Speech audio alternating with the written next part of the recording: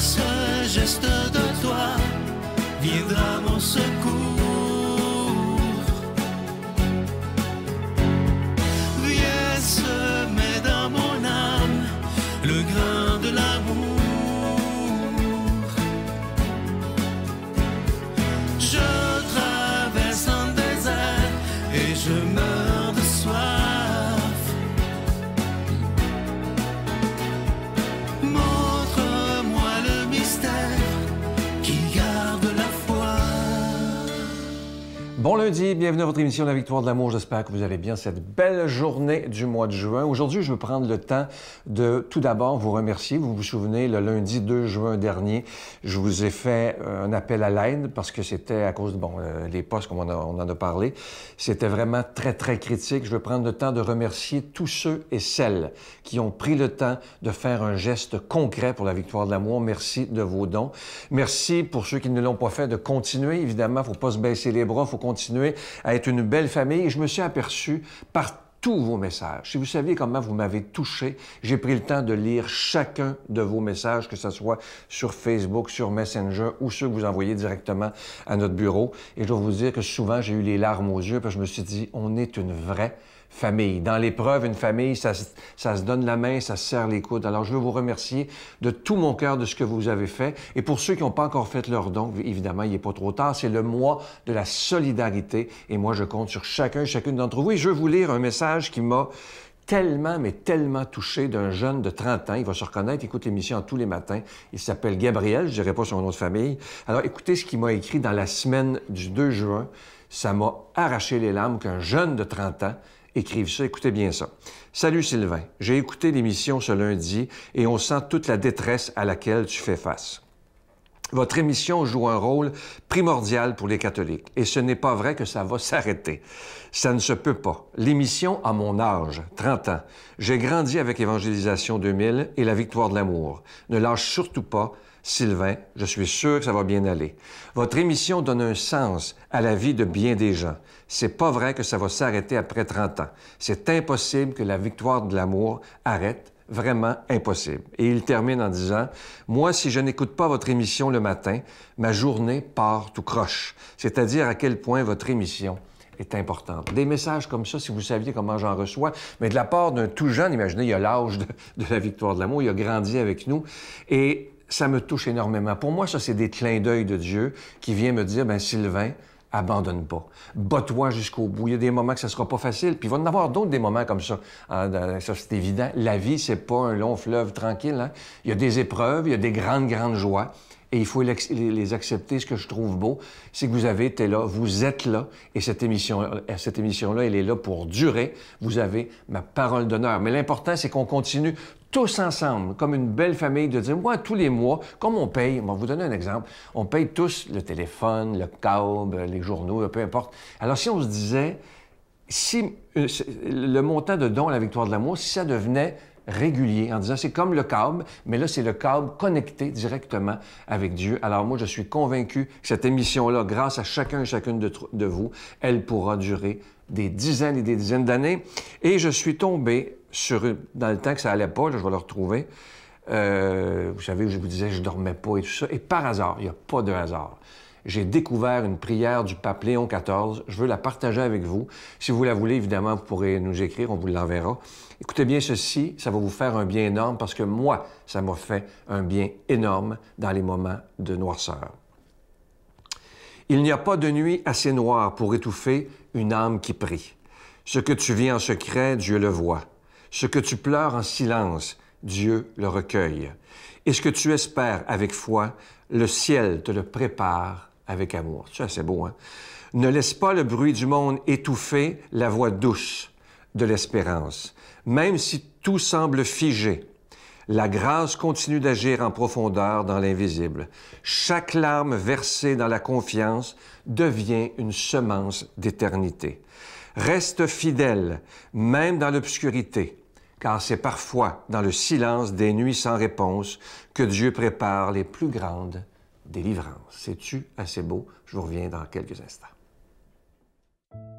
Notre Père qui es aux cieux, que ton nom soit sanctifié, que ton règne vienne, que ta volonté soit faite sur la terre comme au ciel. donne-nous aujourd'hui notre pain de ce jour. Pardonne-nous nos offenses, comme nous pardonnons aussi à ceux qui nous ont offensés. Et ne nous laisse pas entrer en tentation, mais délivre-nous du mal, car c'est à toi qu'appartiennent le règne, la puissance et la gloire pour les siècles des siècles. Amen. Je continuerai à croire, même si tout le monde perd espoir. Je continuerai à aimer, même si les autres parlent de haine. Je continuerai à construire, même si les autres détruisent. Je continuerai à parler de paix, même au milieu d'une guerre. Je dessinerai des sourires sur des visages en larmes et je tendrai les bras à ceux qui se sentent épuisés. Oui, je continuerai à croire.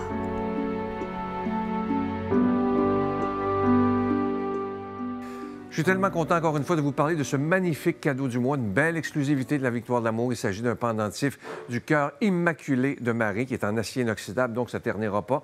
C'est orné de beaux petits zircons et la chaîne est incluse. Je vous rappelle que ce bijou, il est déjà béni, ça se donne bien en cadeau et on peut se faire un beau cadeau, évidemment.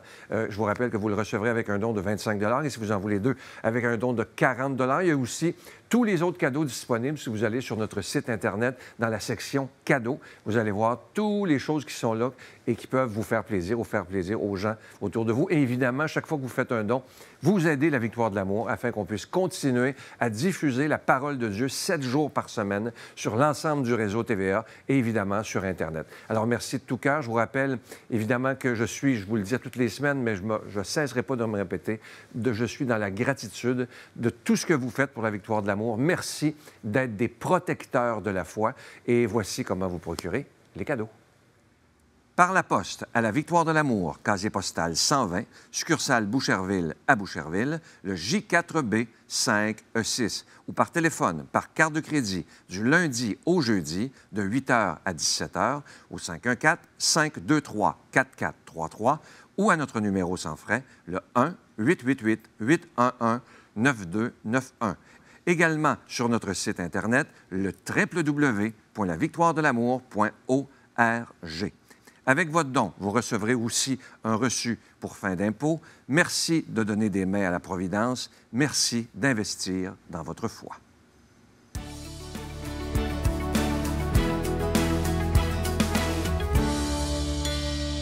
Mon Dieu, donnez-moi la sérénité d'accepter les choses que je ne peux changer, le courage de changer les choses que je peux et la sagesse d'en connaître la différence. Amen. Aujourd'hui, l'homélie est faite par quelqu'un qu'on apprécie beaucoup, de Paris, notre ami, le bon père Michel Marie.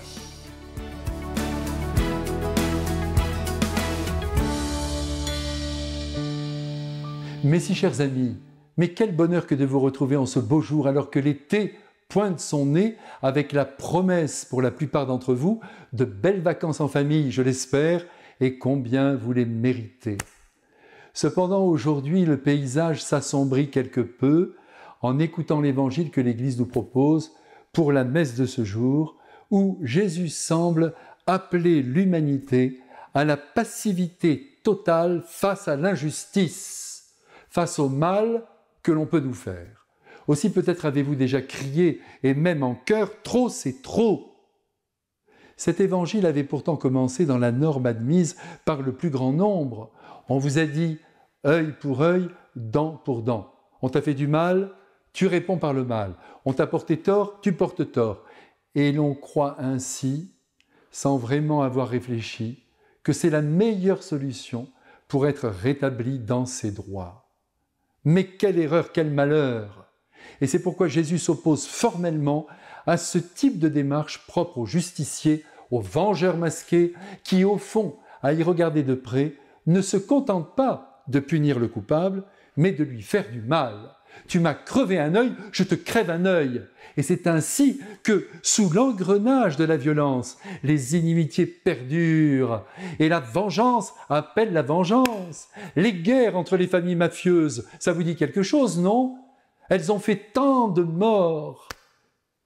Pourquoi? Eh bien parce que leur action reposait sur la vengeance, sur cette prétendue sagesse qui court les rues, œil pour œil, dent pour dent. Nous voulons tous, bien sûr, sur un premier moment, Parce que, par exemple, on a fait du mal à notre enfant, nous venger de la sorte, faire payer l'assassin, comme on dit. Mais encore une fois, rien ne se règle vraiment ainsi. Les guerres s'enchaînent l'une à l'autre. Les perdants de la première guerre remontent au front et tuent les vainqueurs au cours de la seconde guerre. Et le jeu est sans fin, et les morts s'accumulent. Aussi Jésus, le prince de la paix, reprend la conscience humaine et il l'éduque. Et il indique la bonne marche à suivre en 2 mots. Ne riposte pas aux méchants par la méchanceté. Mais il s'agit tout de même de riposter, mais comment? Eh bien, par un supplément de silence et d'acceptation. Vous criez au scandale, c'est dommage. C'est là que les voix se lèvent. Et c'est la fameuse joue gauche qu'il faut tendre si l'on nous a frappé sur la droite. Et puis quoi encore? C'est le manteau à celui qui nous a déjà pris la chemise. Et puis quoi encore? C'est la personne qui nous demande de l'accompagner une demi-heure et à qui on va offrir 1 heure. Eh bien oui, c'est ça qu'il faut faire. C'est ça qu'il faut vivre. Oui, l'exigence est énorme, j'en conviens, mais elle est plus sensée qu'on ne le croit. Elle a pour premier effet de ne pas enrichir le capital du mal dans le monde, car en répondant au mal par le bien, le mal n'a plus que 50% de marge pour perturber les hommes, auxquels j'oppose 50% de bien, et la balance se rétablit. Le mal n'a donc plus tout pouvoir. Eh bien, pour second effet, si nous répondons sans nous rebiffer, nous ne perdons pas la paix intérieure, qui n'a pas de prix. Mais regardons de près les 3 exemples du Christ, c'est intéressant. La gifle, évidemment, c'est la chose la plus douloureuse. Mais tendre l'autre joue, c'est une image qui revient à dire « ne t'en offusque pas, ne donne pas tout pouvoir à la violence en réagissant par une autre gifle, car alors tu ressemblerais à ton assaillant. » La chemise, le manteau, ce ne sont que des vêtements au fond, après tout. Et puis, si on les donne, eh bien, l'affaire sera close. Aller en justice revient à se compliquer la vie en ouvrant une procédure qui risque de durer longtemps. Il vaut mieux perdre un peu et passer son chemin. Il y a aussi la personne qui attend beaucoup de nous, vous savez, et à qui l'on voudrait donner trop peu, et on a tort. Et ainsi Jésus conclut, « Donne à qui te demande, ne tourne pas le dos à qui veut t'emprunter. » C'est, je l'avoue, un sommet de charité, mais après tout, si nous étions celui qui demande, celui qui veut emprunter, on serait heureux de trouver sur notre route un cœur ouvert et l'aide attendue.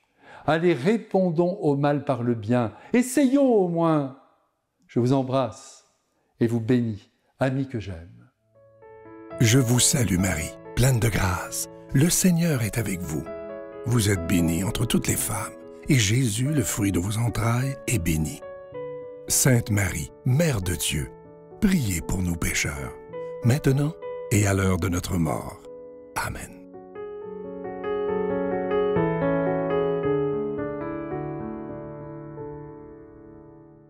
Je prends le temps de vous remercier. Je vous rappelle ce magnifique cadeau du mois. Regardez-le, c'est tellement beau, ce pendentif du cœur immaculé de Marie. Je vous rappelle également que le livre de Martin Larocque, il en reste encore quelques-uns, je vous le dis, c'est bon en motadine. Alors, je vous souhaite une très belle journée. Et encore une fois, je vais vous dire des milliers de fois merci parce qu'on est là pour rester ensemble. Et ça, je suis tellement content parce que, comme je vous disais au début de l'émission, j'ai réalisé à quel point nous formons une belle et une vraie famille, et je vous en remercie de tout mon cœur. Je vous souhaite une belle journée.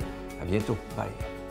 Puis c'est pas vrai que la vie, c'est une belle grande plaine à un moment donné que tu vas atteindre puis tu vas être bien pour tout le reste de tes jours. Ça n'arrive pas. Non. La vie, c'est des problèmes qu'on surmonte et puis après, on peut avoir des petites plaines. J'ai vu le soleil briller sur la Californie.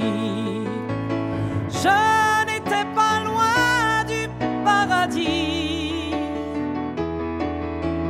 J'ai vu